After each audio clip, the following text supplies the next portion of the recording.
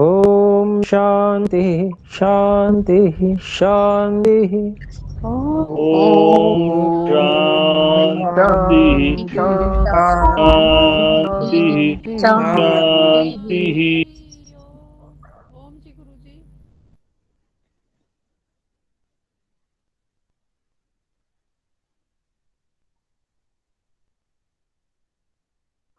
ओम जी, कुछ कहना चाहते हैं हम में से कोई?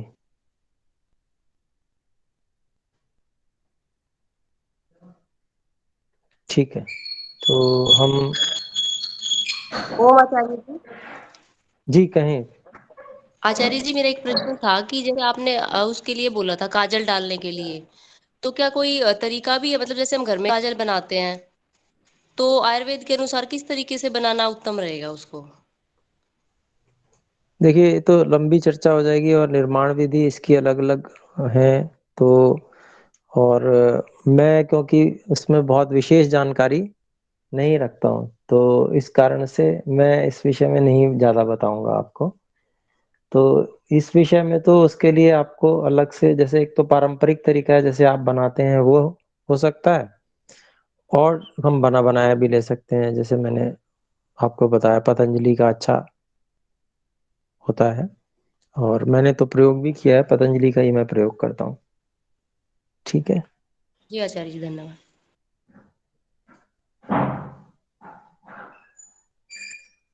तो अब हम आरंभ करते हैं। देखिए,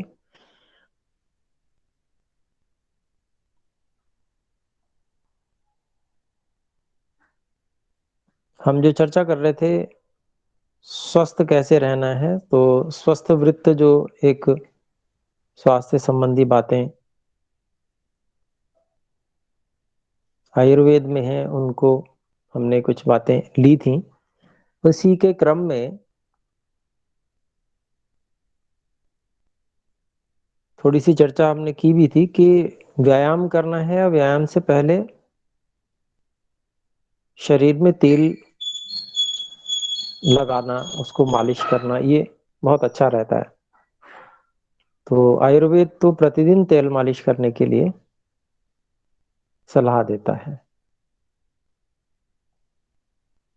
तो उसकी विधि यही होती है कि अनुलोम मालिश की जाती है, मतलब जिधर की ओर बाल हैं उधर ही की ओर, और उपटन हमेशा उल्टी ओर किया जाता है। जिधर बाल, जो बालों की दिशा है उससे उल्टी ओर उपटन किया जाता है। तो अनुलोम जो है वो तेल की मालिश की जाती है। और त्वचा में भ्राजक पित्त होता है, उससे जो तेल त्वचा पर लगाया जाता है उसका पाचन भी होता है कुछ ना कुछ, और बहुत सारे लाभ हैं उसके।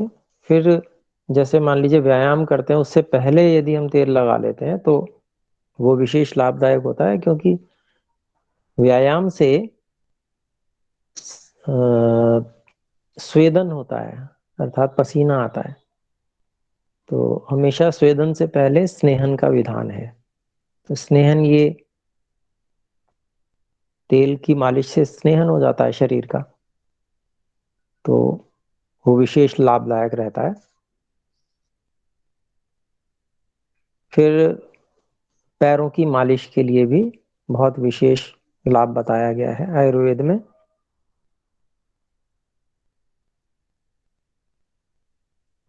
दृष्टि के लिए विशेष हितकर बताया गया है, तलुओं में, पैरों में अच्छी प्रकार से मालिश करना।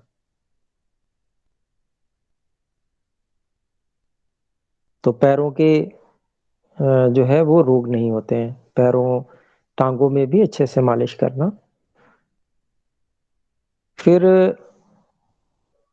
अगली बात बताई विशेष स्नान की। तो स्नान भी प्रतिदिन करना चाहिए, और संभव हो तो 2 समय अवश्य करना चाहिए। और इसके विषय में पिछली बार भी हमने चर्चा की थी तो उपटन आदि लगाकर और मल कर और स्नान कर लेना चाहिए। और साबुन आदि के अधीन नहीं रहना चाहिए।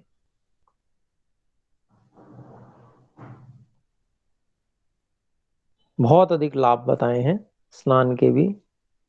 दुर्गंध, भारीपन, तंद्रा, खुजली, कंडू कहते हैं उसको, मैल आदि, अरुचि, जो दुर्दशा वगैरह होती है, गंदापन हो जाता है, वो सब पसीने के द्वारा जो उत्पन्न होती है वो सब ठीक, उसको ठीक कर देता है स्नान। वृक्ष बताया गया है स्नान को, वीर्यवर्धक, शक्तिवर्धक है। और आयुष्यवर्धक भी बताया गया है स्नान को। थकावट वगैरह ये सब कुछ ठीक करता है, ओज की वृद्धि होती है। तो स्नान जो है बहुत आवश्यक है। स्नान करने से प्रसन्नता बढ़ती है, जठराग्नि उद्दीप्त होती है। तो ये जो क्रियाएं हैं इनमें बड़ा वैज्ञानिक कारण है। जैसे जब हम सामान्य जल से स्नान करते हैं तो जल का जो तापमान होता है वो शरीर के तापमान से हमेशा कुछ कम ही होता है।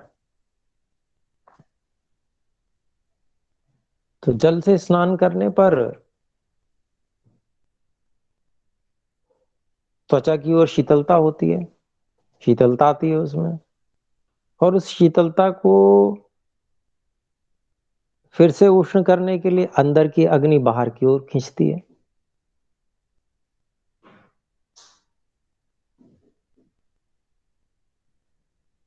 तो जो धात्व अग्नि है वो पोषित होती है। इसीलिए स्नान जो है भोजन का पाचन अच्छी प्रकार से हो जाने के पश्चात ही करना चाहिए। भोजन करके अनेक लोग स्नान करते हैं, बिल्कुल गलत है और बहुत हानिकारक है। तो धात्वग्नि के पोषक है। धातुओं की अग्नियां पुष्ट होंगी स्नान आदि करके तो शरीर में वृषयता बढ़ेगी, शरीर सुंदर भी बनेगा, साथ में बलवान भी बनेगा। और जब धातुओं की अग्नि परिपुष्ट होगी, वीर्य आदि परिपुष्ट होगा, तो वीर्य के भी जो अग्नि से पाचन होता है उससे फिर जठराग्नि फिर उद्दीप्त हो जाती है, पूरा चक्र पूरा हो जाता है। तो ये जठराग्नि को उद्दीप्त करने वाला है। अनेक लोग तो ये अनुभव भी बताते हैं कि स्नान करते हैं इधर उधर उनको भूख लग जाती है, स्नान करने के बाद भूख लगती है। तो लगभग लगभग प्राय सभी लोगों का ये अनुभव रहता है। फिर साफ सुथरा रहना, ये भी आयुर्वेद में बताया गया कि साफ सुथरे कपड़े पहनने चाहिए, गंदे कपड़े नहीं पहनने चाहिए। ये सब भी हमारे साफ सुथरा रहना प्रसन्नता का कारण है। एक विशेष बात और आयुर्वेद बताता है कि पैर हैं और जितने भी मल भाग हैं, वैसे तो हम देखें तो पूरा शरीर ही मल भाग है, क्योंकि सारे शरीर से पसीना इत्यादि तो निकलता ही रहता है। लेकिन विशेष रूप से जो हमारे पैर हो गए और नाक, कान, मूत्र इंद्रिय और मल जहां से त्याग करते हैं उदा, ये इनको साफ सुथरा रखना चाहिए हमेशा। ये आयुर्वेद कहता है कि, और स्नान करने से ये सब हम इनको सामान्य रूप से स्नान करने पे हम कभी कितना कर पाते हैं साफ, लेकिन उसको विशेष प्रयास से भी प्रयास उसको करना चाहिए, साफ सुथरा रखना चाहिए। नाक में जैसे थोड़ा सा जल, जैसे अंजलि में थोड़ा सा जल लेके नाक में हल्का सा चढ़ा लेना, तो उससे क्या है, अंदर का जो सूखा हुआ मल है वो मुलायम पड़ जाता है थोड़ी देर बाद। फिर थोड़ा सा पानी लेके नाक में हल्का सा चढ़ा लेना और अंदर से फिर सफाई कर लेना। जब वो ढीला हो जाए मल, तो आसानी हो जाती है। नहीं तो कुरेदने से फिर अंदर घाव होने की संभावना रहती है। तो ये सब सीखने से ही आती हैं बातें, बच्चों को भी सिखाना चाहिए कि कैसे करना है। इसी तरह से अन्य अंग जो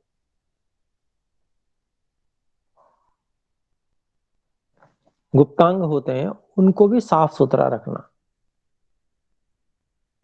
और ये सिखाना पड़ता है बच्चों को कि पूरी तरह से अच्छे से साफ सुथरा रहना चाहिए।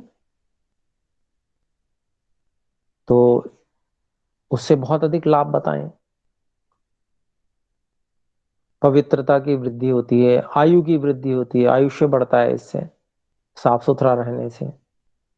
बुद्धि कुशाग्र हो जाती है, बहुत तीव्र हो जाती है अगर मल भागों को हम साफ सुथरा रखते हैं। मल भरे रहेंगे तो बुद्धि ठीक से काम नहीं करेगी। तो वही जिसकी बात हम पहले कर चुके, चर्चा भी कर चुके हैं कि बुद्धि को सहयोग कैसे मिलता है। तो वो सारी की सारी बात, वो जो सूक्ष्म प्राण है, अगर मल समय से ठीक होते रहेंगे, साफ होते रहेंगे, मल निकलते रहेंगे, तो दुर्गंध नहीं होगी और जो प्राण है वो सात्विक होगा। बुद्धि को अच्छे से सहयोग मिल पाएगा क्योंकि बुद्धि सबसे सूक्ष्म है। तो फिर और क्या लाभ है? दरिद्रता आदि, दारिद्र्य का नाश होता है। तो उसमें भी कारण यही है कि जब बुद्धि बुद्धि अच्छे से चलेगी तो व्यक्ति अपनी दरिद्रता का नाश ठीक से कर लेगा। और भी जो रोग होते हैं अनेक प्रकार के, वो त्वचा आदि के, उन सब का रोगों का नाश होता है अगर हम साफ सुथरे रहते हैं। ठीक इसी तरह से समय से, जैसे सप्ताह में कम से कम एक बार नाखून काट लेना, बाल अधिक ना बढ़ें, सीमा में रहें। तो ये सब भी बताया गया आयुर्वेद में, पुष्टि का कारण है। इससे पुष्टि बढ़ती है, वृषता बढ़ती है, वीर्य की वृद्धि होती है, आयु की वृद्धि होती है। ये सब ठीक से करना चाहिए। और एक विशेष बात बताई गई है कि जूते का धारण करने से आंखों को हित होता है।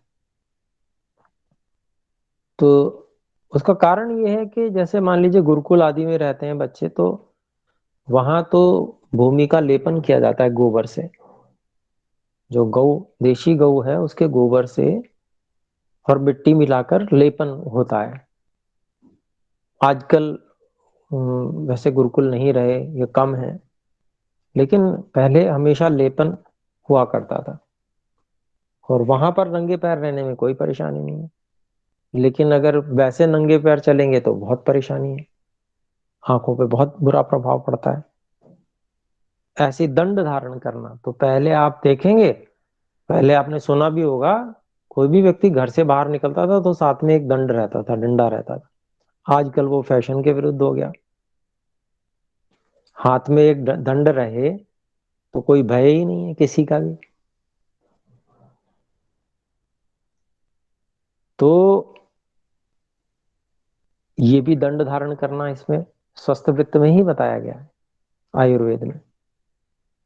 और स्वस्थ वृत्त में एक विशेष बात और ये बताई गई है कि हमारी जो आजीविका का उपाय हो वह धर्म के विपरीत न हो। स्वस्थ रहने के लिए ये भी आवश्यक है। अगर आजीविका का उपाय धर्म के विरुद्ध है तो व्यक्ति चिंतित रहेगा, परेशान रहेगा और स्वस्थ कभी रह ही नहीं सकता। और जो धर्म के अनुकूल वर्तता है वह, उसको कोई चिंता नहीं है, प्रसन्नता पूर्वक अपने कर्तव्य का पालन करता है और अपना जीवन चलाता है, अपने परिवार का जीवन चलाता है। एक ये बात, और दूसरी बात जो मानसिक स्थिति के लिए है वो स्वाध्याय में रत रहे, ये बताई गई।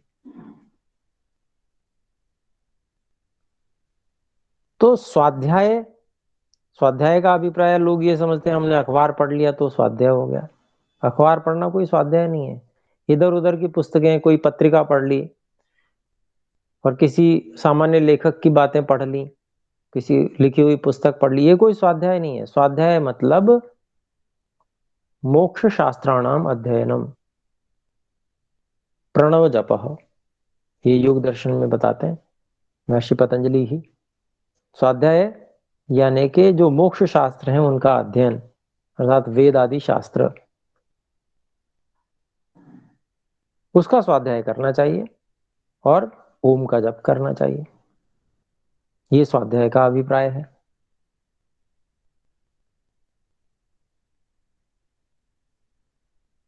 तो ये विशेष बातें आहार विहार संबंधी, व्यवहार संबंधी, कैसे रहना, कैसे उठना बैठना और साफ सुथरा रहना इत्यादि सभी बातें यहाँ पर आयुर्वेद में बताई गई हैं। फिर अगली बात हम प्रारंभ करते हैं, ऋतुओं में कौन सा आहार कैसे लेना चाहिए, ऋतु बदल रही है तो किस प्रकार से उसका व्यवहार करें। और ये बड़ा महत्वपूर्ण है। अगर ऋतुओं के अनुसार हम व्यवहार नहीं कर पाते हैं और उसमें गलतियां करते हैं तो फिर हमारे को साल में कम से कम 6 बार रोगी होने से कोई भी नहीं बचा सकता, क्योंकि 6 ऋतुएं हैं। 2-2 महीने की एक ऋतु होती है और हर बार ऋतु बदलेगी, ऋतु बदलेगी, उसके अनुसार हम कर नहीं पाएंगे, अपने आप को बदल नहीं पाएंगे, आहार विहार को परिवर्तन नहीं कर पाएंगे तो फिर स्वास्थ्य खराब होगा।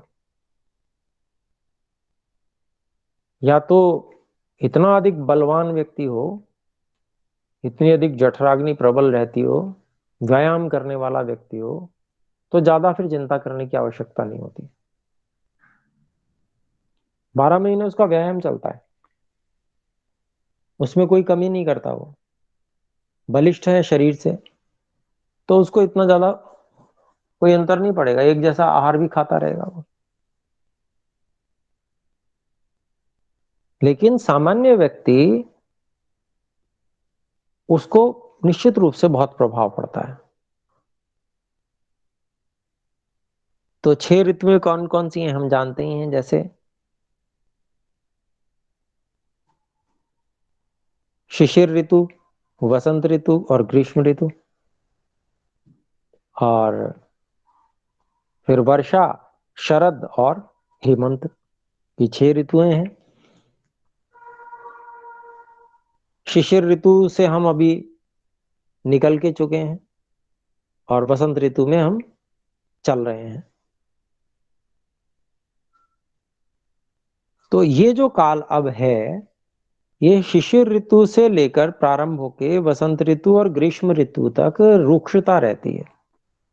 सूर्य जो है वो अधिक तीव्र रहता है।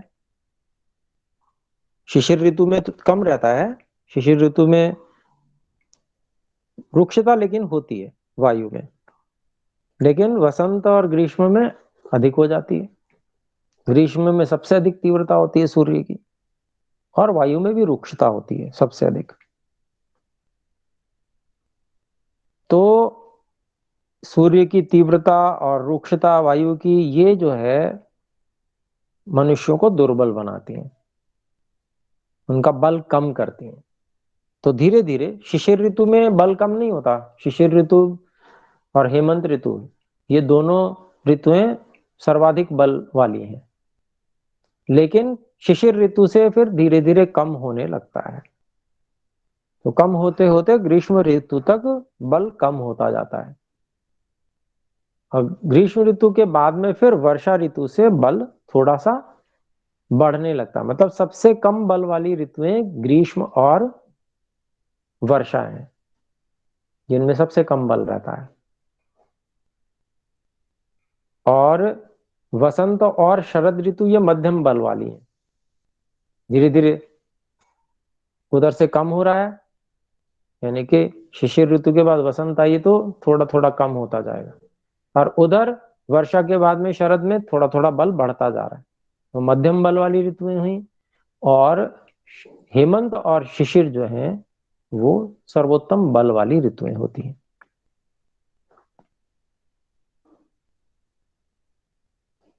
तो ये बात अपने लोगों को ध्यान में रखनी चाहिए, समझनी चाहिए, और बल के अनुसार फिर सभी कार्य करने चाहिए। कई बार हम यही सोचते हैं, जैसे नॉलेज नहीं होती, ज्ञान नहीं होता उस बारे में, तो पता नहीं ऐसा क्यों हो रहा है कि अब मेरा बल कम हो रहा है। तो ये स्वाभाविक है, ऋतुओं के अनुसार बल कम होता है और फिर बढ़ता है। साल भर एक सा नहीं रहता, किसी का भी नहीं रहता। हाँ, जो साल भर खूब अच्छा व्यायाम करते हैं, अच्छा समय लगाते हैं व्यायाम में, तो उनका बल रह सकता है, लेकिन उनका भी थोड़ा बहुत अंतर तो पड़ता ही है।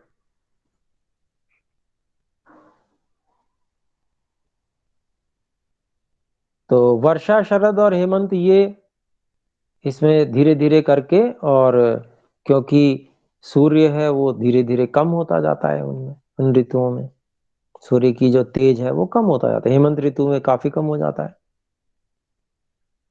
तो बल इससे बढ़ता है।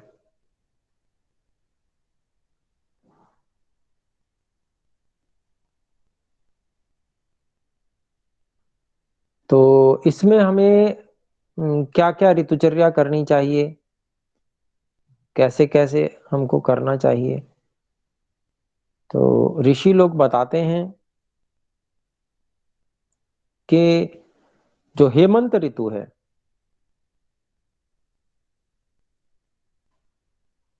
उस ऋतु में जो बलशाली लोग हैं, क्योंकि हवा ठंडी होती है, हवा ठंडी जब लगती है शरीर को, तो बलशाली लोगों की जो जठराग्नि है वो प्रदीप्त हो जाती है। कमजोर व्यक्तियों की नहीं हो पाती।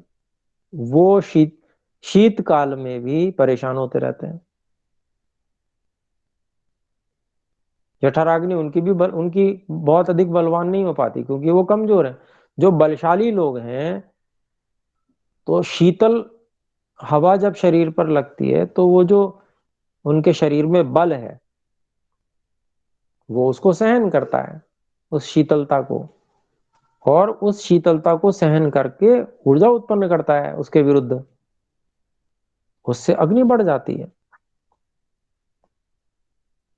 लेकिन जिसके शरीर में बल ही कम है,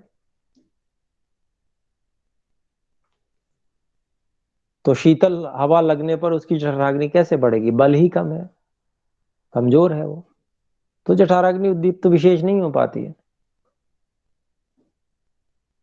तो ये बात हमें ध्यान रखनी चाहिए। हम ये कहते हैं कि सब लोगों की, प्राय ऐसा कथन हो जाता है कि सब लोगों की जठराग्नि शीतकाल में बढ़ जाती है, पर शीतकाल में सबकी जठराग्नि नहीं बढ़ती है।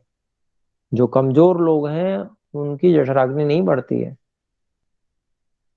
ये बात अपने को ध्यान रखना चाहिए। तो अगर जठराग्नि बलवान व्यक्ति की बढ़ गई और उसने उचित आहार का सेवन नहीं किया, क्योंकि अग्नि बल अगर बढ़ गया है तो फिर आहार भी उसे अधिक चाहिए, अधिक भारी आहार चाहिए, और वो आहार नहीं करता, तो वो उसकी जठराग्नि फिर उसकी धातु, जो रस आदि धातु है, उनको ही सुखाना शुरू कर देती है। तो इसलिए ये सावधानी रखनी चाहिए कि जो बलवान लोग हैं, सर्दी प्रारंभ हो और उनको फिर भूख भी उसी हिसाब से बढ़िया लगनी शुरू हो जाएगी, तो उनको भोजन भी उसी अनुपात में कुछ बढ़ाना चाहिए, व्यायाम आदि भी बढ़ाना चाहिए। तो ये ऋतु के अनुसार व्यवहार करना हुआ। फिर और क्या क्या परिवर्तन हेमंत ऋतु जब आए, ठंडी ऋतु आए, तो उसमें हमें स्निग्ध चिकने पदार्थ, यानी घृत आदि से स्निग्ध किया हुए पदार्थ, खट्टे पदार्थ, नमकीन पदार्थ, ऐसे पदार्थों का अपने को सेवन करना चाहिए। जो भारी पदार्थ हो, जैसे गन्ने के रस से जो उसके विकार बनते हैं, गन्ने के रस को पकाकर गुड़ आदि बनता है, खांड आदि बनती है, तो ये सब भारी चीजें हैं, इनका सेवन कर लेना चाहिए हेमंत ऋतु में। और शहद का भी अनुपान बहुत हितकर होता है। वैसे तो साल भर बहुत अच्छा रहता है, शहद को तो 12 महीने के लिए कहा गया है। जैसे गाय का घी है, देसी गाय का घी, देसी गाय का दूध, सेंधव लवण, जिसकी हम चर्चा पहले कर चुके हैं, ऐसे ही मधु भी, इसका भी सेवन वर्ष भर किया जा सकता है, लेकिन विशेष कुछ मात्रा बढ़ाई जा सकती है हेमंत ऋतु में मधु की भी। और उसके अनुपान, मतलब अनुपान उसको कहते हैं कि जिसको साथ में खाया जाता है, उससे खाने में रुचि बढ़ जाती है, तो मधु का उपयोग अच्छे से कर सकते हैं हेमंत ऋतु में। गन्ने के जो रस से बने विकार हैं, उनको भी अनुपान के रूप में ले सकते हैं। दूध का अच्छे से सेवन कर सकते हैं, और तेल आदि का भी खूब अच्छे से, घी तेल, इन सब चीजों का खूब अच्छे से सेवन कर सकते हैं। फिर वैसे सामान्य रूप से पुराने अन्न का विधान है, लेकिन हेमंत ऋतु में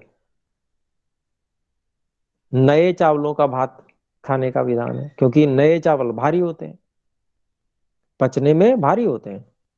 तो क्योंकि अग्नि अधिक बढ़ी हुई है, तो भारी आहार को भी वो पचा देगी। और गर्म जल का सेवन करना, ये हेमंत ऋतु की ऋतुचर्या में आ जाता है। तेल की मालिश करना अच्छे से प्रतिदिन, शरीर में अगर तेल की मालिश हो जाए तो ठंड कम लगती है। उबटन वगैरह करना, सिर पर तेल लगाना, स्वेदन की अनेक प्रकार की क्रियाएं होती हैं, जैसे स्टीम भी करते हैं, स्टीम बाथ होता है, ऐसे स्वेदन, धूप का सेवन करना। और रात्रि आदि जब बहुत अधिक ठंड का समय रहता है, उस समय में भूगर्भ है, गर्भगृह है, मतलब अंदर बंद कमरा, इस तरह की जगहों का सेवन करना चाहिए। तो ये भारी कपड़ों को धारण करना।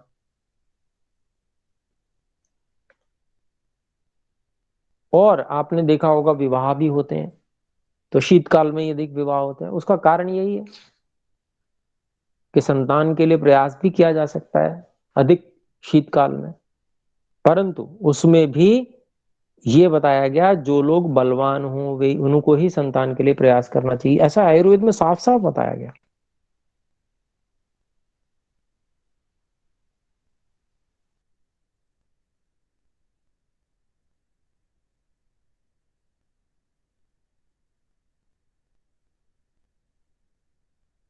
कमजोर व्यक्ति की, और होगी तो बहुत कमजोर होगी, रोगी होगी। तो इस प्रकार से जो हृष्ट पुष्ट लोग हों, शरीर से बलवान हों, वो लोग, उनके लिए है विवाह आदि और संतान उत्पन्न करना, ये सब कार्य। कफ प्रकृति के हों ऐसे लोग। और जो लोग कमजोर हैं, यदि वो इस तरह से प्रयास करते हैं, तो उनको क्या क्या रोग हो जाते हैं ये बताए गए हैं। उनको शूल उठता है, खांसी हो जाती है, बुखार हो जाता है, दमा हो जाता है, और दुर्बल हो जाते हैं, सूख के कांटा हो जाएंगे, पीला हो जाएगा उनको, ऐसा हो सकता है। क्षय रोग तक हो सकता है, टीबी जिसे बोलते हैं। आक्षेप होता है, आक्षेप मतलब एक तरह से उसको यूं कहा जाएगा कि जैसे लकवा टाइप, वो ये सारे रोग हो जाते हैं। कमजोर व्यक्ति जो है वो अपना पहले बलवान बनो, उसके बाद में विवाह करो, बस सीधी सी बात ये है। कमजोर व्यक्ति को कोई जरूरत नहीं है। तो ऐसे यहाँ पर हेमंत काल की जो ऋतुचर्या है, इसमें सीधे हवा का सेवन नहीं करना चाहिए, कम नहीं खाना चाहिए, ये निषिद्ध है। और जो पानी में घोल के सत्तू पीना है, ये भी निषिद्ध है। हेमंत ऋतु की ऋतुचर्या में। तो अभी आज हम हेमंत ऋतु की ऋतुचर्या तक ही करते हैं। एक कोई हाथ खड़ा हुआ है, रीता जी बोले। आचार्य जी नमस्ते। ये जी हमें निश्चय। जानकारी कैसे होती है कि है ना ऋतु बदल रही है, मतलब कैसे पता चलती है कि वसंत ऋतु चल रही है या ग्रीष्म ऋतु चल रही है? तारीख के हिसाब से कैसे समझ में आता है? जी, उसकी निश्चित तिथियां होती हैं और वो एक पंचांग है, मोहन कृति आर्ष पत्रकम, वो 150 रुपए का आता है। और आप गुरुकुल क्रांति के उनसे जो संस्थापक हिमांशु जी हैं उनसे जो एक नंबर ले लीजिएगा, वो पंचांग ले लीजिए, वो बिल्कुल ठीक ठीक ऋतुएं बताता है। तो जी तो ऐसा पंचांग घर में होना चाहिए और सबके लिए बहुत जरूरी है। शशि जी बोले। जी नंबर बताइए आचार्य जी। ये इन कॉल मैसेज में देखिए, मिल जाएगा वहां पे। हाँ शशि जी बोले। अनम्यूट कर लीजिए, समय कम है। तेल की मालिश गुरुजी पूरे जी गर्मी में भी कर सकते हैं, गर्मी सर्दी? हाँ, ये तो प्रतिदिन के लिए भी बताया हुआ है। अभ्यंग जो है ना, शरीर में मालिश प्रतिदिन कर सकते हैं। जी और बिल्कुल। किस तेल की मालिश सबसे अच्छी होती है? तिल का तेल सर्वश्रेष्ठ होता है। गर्म नहीं होता गर्मियों के लिए? हाँ, गोले का तेल का प्रयोग कर सकते हैं वैसे। सामान्य रूप से एक, जैसे मान लीजिए कभी जैसे सर्दियों में अच्छे से ज्यादा तेल से कर ली, गर्मियों में कम तेल से कर ली। अच्छा ठीक है, जी। और नहीं तो गोले के तेल का भी कर सकते हैं प्रयोग। तेल सभी वातनाशक होते हैं और बहुत अच्छा होते हैं। जी बिल्कुल। ठीक है जी, धन्यवाद ठीक है। जी। एक ठीक है बात और है तो वो आचार्य जी, वो जो जी आपने पूछ। साठी के चावल वो बताए थे, तो एक ब्राउन राइस करके मार्केट में उपलब्ध है, तो नहीं, वो ब्राउन कैसे? राइस नहीं है वो। हाँ जी। साठी ब्राउन राइस नहीं है जी। साठी, हाँ साठी जी। तो अलग से छोटा होता है वो। आप देखेंगे वहां पर मिल, उनके पंसारी से पता करेंगे, मिल जाएगा आपको। अच्छा जी, ब्राउन हरी, राइस नहीं ना? ब्राउन नहीं राइस नहीं नहीं, होते ना? अलग अच्छा होता है जी। जी। जी ठीक है जी, धन्यवाद जी। जी। तो गुरुजी समा के चावल को तो नहीं कहते साठी का चावल, नहीं जो जी, व्रत में समा अलग खाते होता हैं? है। नहीं जी, समा अलग होता है। ठीक। जी समा अलग होता है। तो आज विराम करते हैं, एक बार हम सभी ओम का उच्चारण करें।